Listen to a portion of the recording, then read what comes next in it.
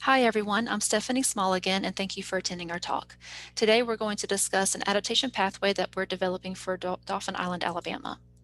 We have two key research questions. The first is, how can we expect barrier island resiliency to change as we implement adaptation strategies on that barrier island? And when, in terms of amount of sea level rise, should we plan to implement adaptation strategies, and what should those strategies be?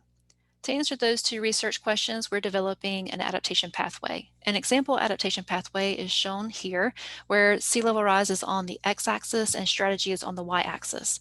The dark bolded line explains how or which strategy we should implement based on which level of sea level rise. We are developing this adaptation pathway to be community informed through community engagement and scientifically based using numerical modeling, and our project team consists of civil engineers and extension specialists. We're using Dauphin Island, Alabama as our example barrier island community and Hurricane Nate as our storm of record. Dauphin Island is located in South Alabama, and specifically our first study site that we'll discuss is on Dauphin Island's west end, located in this white box. If we zoom in, we'll see that this study site has civil infrastructure on its east side of the study site and is undeveloped on its west side. We compiled data from several sources to develop a model grid, and then we simulated Hurricane Nate on that model grid. What you're seeing here is the changes that was simulated by that model, and T1 through T4 represent transects, where we surveyed data along those transects so that we can compare those surveys to our model. We compared our model results both quantitatively and qualitatively, and what we find is that our model is performing well. So what this means is that we can use this model setup to analyze other locations on the island with some level of confidence that it would accurately simulate morphological change. So then we wanted to meet with the stakeholders to figure out, well, what other locations on the island are of most interest to them based on the vulnerability of those locations. And so in January of 2020, before the pandemic, we were able to meet in person with Dauphin Island leadership. Stakeholders are listed here on the screen, and they were able to come up with several locations where Dauphin Island is vulnerable to storm surge and sea level rise. We then planned to meet with the stakeholders in May 2020, but that was after the pandemic had started and travel restrictions forced us to rethink community engagement. So we went to social media.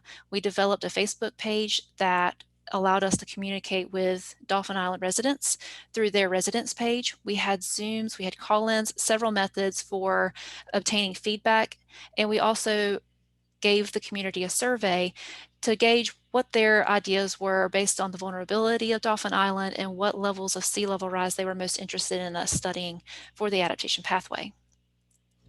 Here's the results of that survey, where we wanted to know a little bit about the resident, but then also what they're planning for in terms of sea level rise, and then what adaptation strategies they thought were going to be the most effective in protecting or mitigating damage to Dauphin Island.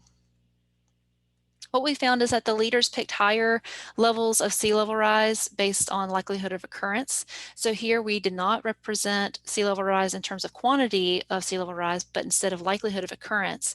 And leaders chose a lower likelihood of occurrence, which resulted in a higher sea level rise scenario. Citizens chose lower sea level rise scenarios with higher likelihoods of occurrence. And so that was an interesting find that we obtained from our community engagement. We also had strategies that were not previously considered. For example, elevating driveways where they intersect berms was not something that we had previously considered, but that was an adaptation strategy that the leadership and the community both agreed would be one to look at for mitigating damage. We also had some immediate dismissal of some strategies and locations not previously considered. So we are now building the adaptation strategies into our model and simulating Hurricane Nate with sea level rise scenarios on those adaptation strategies, and then we are evaluating the effectiveness of those strategies based on several metrics. We are currently determining which metric is best for us to determine effectiveness.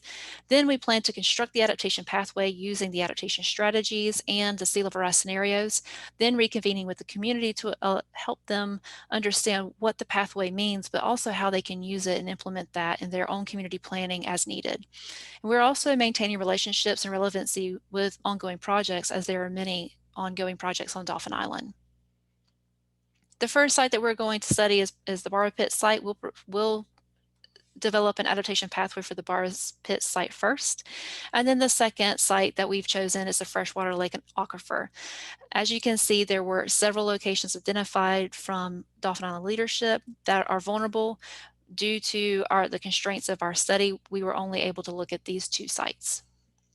The expected outcome is, of course, the adaptation pathway, where we would expect to have sea level rise on the x-axis and strategies on the y-axis, and those would both be community informed and scientifically based. Some key successes and challenges have been that our model performance is excellent. It is the best I've ever seen this model perform under these types of scenarios, and I'm very pleased with the model performance. We also demonstrated the importance of post-storm reconnaissance. Without that post-storm survey, we would not know if the model was performing well, and that has been a key success of this project. We have diverse stakeholder participation, and we have adaptability through our uncertain climate in 2020. Some challenges have been that we have model limitations, both in terms of computational demand and the time that it takes to run these models. There are several limitations relating to models, and I would love to discuss those during a discussion session. We also are missing data such as pre-storm bathymetry, wave data, water level data. There are several types of data that would further enhance the model performance that we see here. So missing expertise is an economist that could develop more of a cost analysis on the adaptation pathways that or adaptation strategies that we're implementing, and legal expertise surrounding those adaptation strategies. An additional numerical modeler would also be very helpful in this project. And now I thank you. If you'd like to follow us on Facebook, then please navigate through this handle, or you can always email me at the email listed.